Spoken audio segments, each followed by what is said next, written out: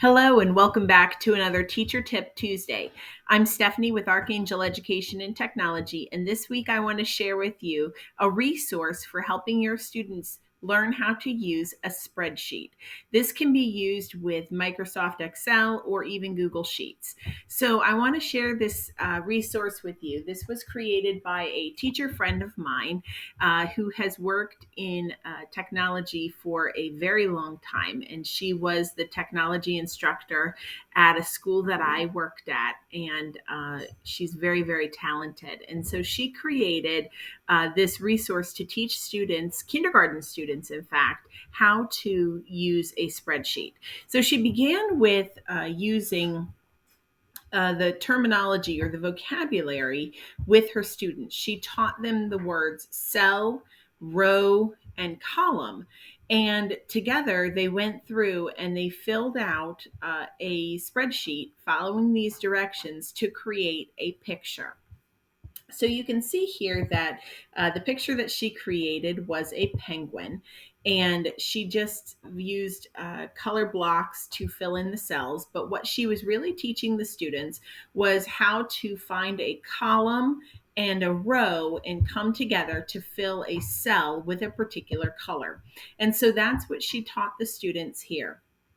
She taught them how to follow those directions and how to identify which columns and which rows came together. She showed them how each of the columns are identified by a particular letter of the alphabet, and each row is identified by a particular number. When you bring them down and over, you find a particular cell, and then you can fill that cell with a color.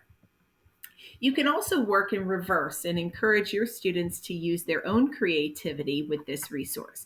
If you have students who are familiar with how to use a spreadsheet, you can actually reverse this activity and have those students create a particular picture and then create the directions that go along with the picture so that their fellow classmates can then create the picture that they have come up with.